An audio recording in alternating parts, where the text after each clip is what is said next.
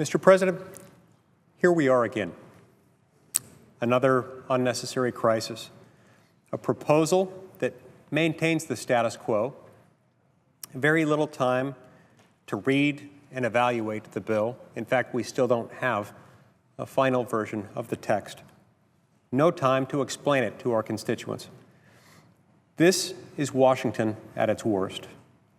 It's exactly the kind of thing the American people are fed up with, and exactly why several colleagues and I began this effort to delay and defund Obamacare back in July. It appears that this particular fight will end much the same way Obamacare began, in a last-minute deal negotiated in back rooms, then forced on Congress and on the American people. The Washington establishment can't bring itself to believe that this is why Congress's approval ratings are so low, because Washington doesn't listen to the American people. It ignores them. And when the American people can no longer be ignored, the administration shuts down national parks, blocks veterans from going to their own memorials, uses the IRS to target certain groups, and holds hostage critical funding for cancer research, low-income women and children, veterans' health benefits, border security, and our National Guard. It's shameful how Washington treats the American people, and the people are right to be upset about that. The media keeps asking, was it worth it? My answer is that it's always worth it to do the right thing. Fighting against an abusive government in defense of protecting the individual rights of the American people is always the right thing. Some say we shouldn't have fought because we couldn't win. But this country wasn't built by fighting only when victory was absolutely certain. In fact, some of the most important victories in our history were the result of fighting battles against significant odds.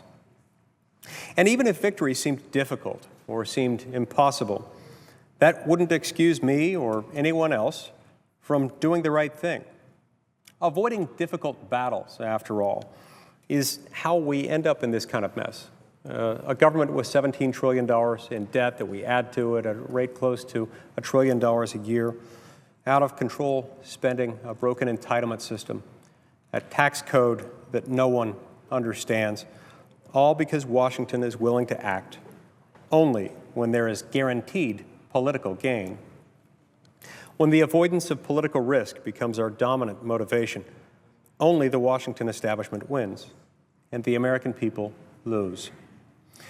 Furthermore, in Washington, victories are rarely immediate, and very few end up being permanent. Obamacare wasn't enacted overnight, and it won't be repealed overnight. We must remind the American people of the harmful effects of this law at every opportunity if we're ever going to see it repealed. We've repeatedly warned that the American people will be shocked when they realize the way that the president has misled the American people about Obamacare. The embarrassing rollout of the exchanges doesn't even begin to scratch the surface.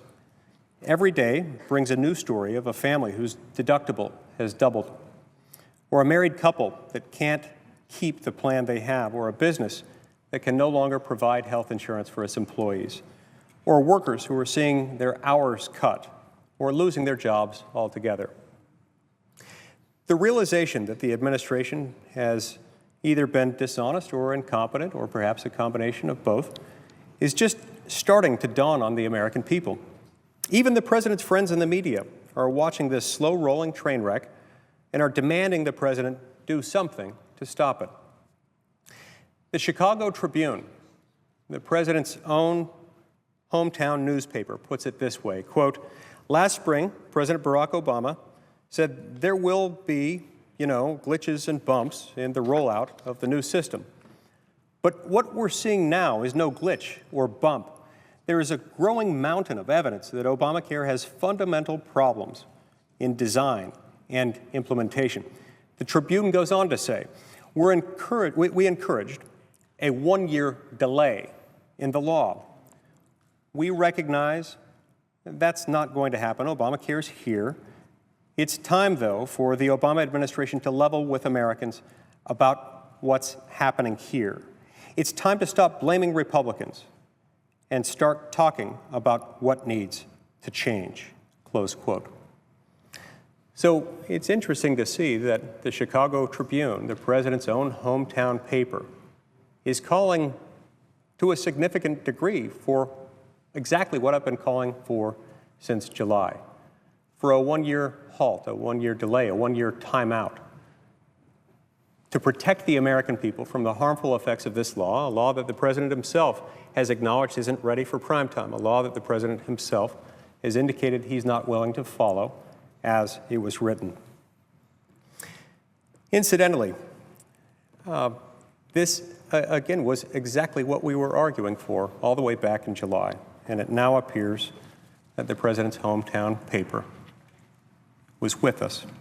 Almost everyone but the president seems to recognize that this law is going to be terrible for the American people.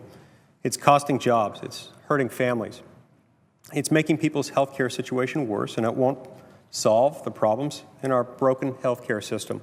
And let me be clear, there will be very real consequences for people in both parties as a result of the implementation of this law. Today, Washington has the upper hand, but the American people will always have the last word. This is not over. We have an obligation to fight for the American people, and I do not intend to let the American people down. Thank you, Mr. President.